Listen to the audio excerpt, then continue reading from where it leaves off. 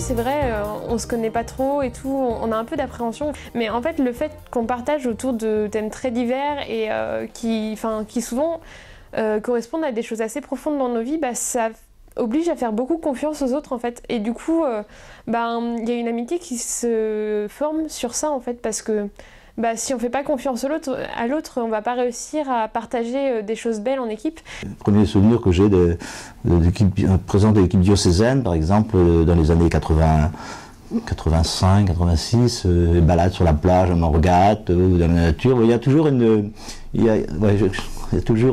dimension festive, une dimension de détente et de sérieux, que ce soit dans l'équipe de jeunes, avec des jeunes, ou que ce soit en équipe d'adultes. Mes amis du Mèche, je peux ne pas les voir pendant un bout de temps, mais je sais que si je les recontacte, j'aurai toujours la même joie de les revoir. Et on aura toujours autant de plaisir à partager ensemble. J'ai pas un meilleur souvenir d'équipe, j'ai plein de bons souvenirs de cette vie d'équipe, et je crois que la meilleure preuve qu'il reste, c'est que je reste, 30, 40 ans après, en lien avec des filles, c'était des filles à l'époque que j'avais dans mon équipe apostolique. Ouais, c'est ça, la dimension d'équipe, elle est essentielle, on n'est pas tout seul.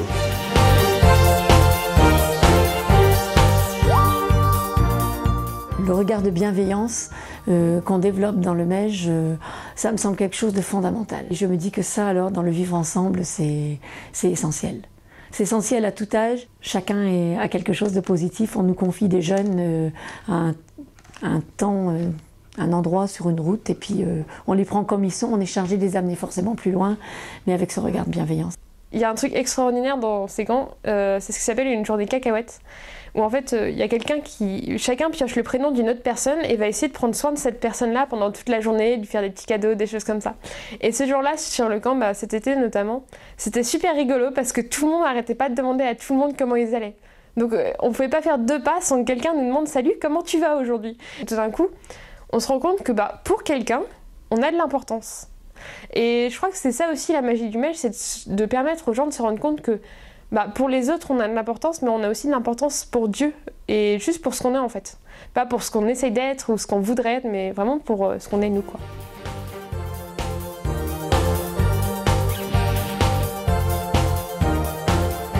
Ça fait 1 an, mais j'ai déjà beaucoup de bons souvenirs.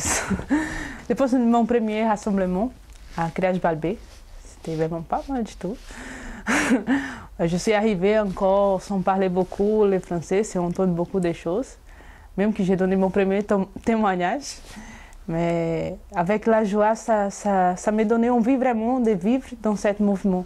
Au Rassemblement national à Quimper, qui a eu lieu en décembre 2010, et c'était la messe d'envoi après le rassemblement.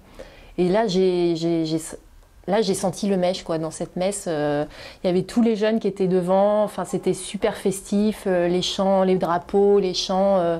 Voilà, c'est un souvenir que j'ai assez marquant. Faire église, c'est aussi se retrouver avec d'autres mouvements.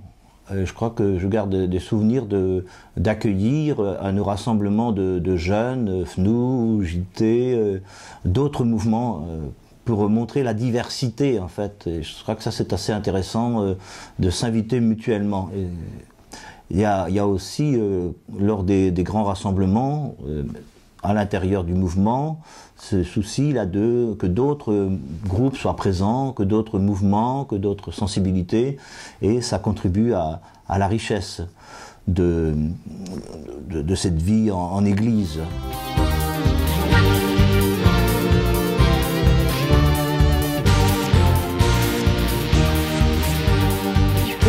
Préféré qui fait écho au texte d'évangile, celui que j'aime beaucoup, c'est vous m'avez reconnu à la fraction du pain. Et en fait, qui reprend vraiment les paroles du Christ au moment de son dernier repas.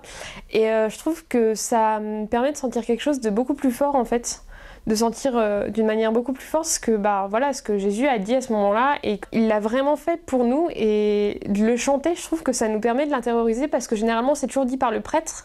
Et du coup, nous, on le dit jamais, en fait. Enfin, on l'entend juste, mais on le reçoit pas forcément pour nous. Alors que le fait que, comme ça, on puisse le chanter en chant de communion, je trouve que ça permet de beaucoup plus se l'approprier. Un grain de sel, un grain de folie, wouhou, qui donne goût à la vie. Nous sommes celles de la terre, de l'univers infini. J'aime beaucoup, je pense que c'est les chants qui me marquent toujours. C'est Il est venu dans ma maison. Je chante tout le temps, je pense que c'était les premiers chants du Mèche que j'ai chanté tout le temps. J'ai mis dans mon portable et je fais partout, j'entends.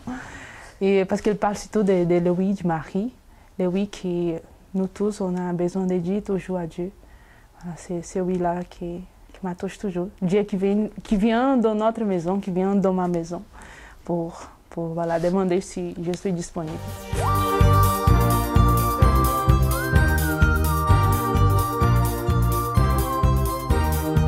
Le temps de prière Mège, c'est un temps de prière Mège, quoi. C'est beaucoup plus vivant. On a au moins un ou deux chants pour ouvrir et clôturer. On a un texte qu'on lit, comme dans tous les temps de prière, je pense. Et voilà, c'est les chants, c'est plus l'amitié qui est là, qui nous lie en fait. Ce qui m'a marqué aussi quand je suis arrivée au Mèche, c'est que finalement, le temps de prière, ça pouvait être très simple. Ça pouvait être un signe de croix, un petit chant, une petite intention, on refait un petit Notre Père ou une prière Mège, et puis on refait un petit signe de croix, ça dure 5 minutes, mais le temps de prière est là, et quand il est vécu à fond, quoi.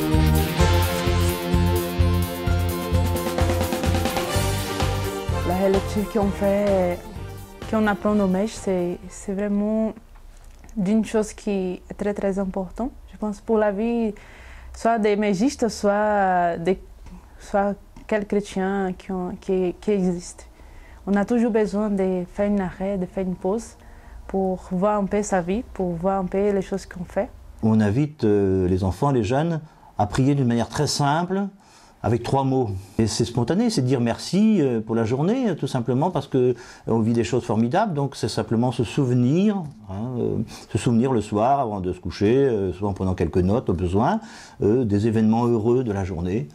Puis c'est aussi dire pardon, donc je pense que ça c'est inévitable, personne n'est parfait, et lorsque je me couche, la nuit arrive, je me dis bah tiens, il y a telle chose que j'ai pas bien vécue. Bon, je peux demander pardon à Dieu. C'est vrai que c'est une démarche super, parce que relire sa vie par les temps qui courent, c'est pas une démarche qu'on fait naturellement. Peut-être moins qu'avant, parce qu'on prend moins le temps de se poser, de réfléchir. On est tout le temps happé un peu par la vie, quoi.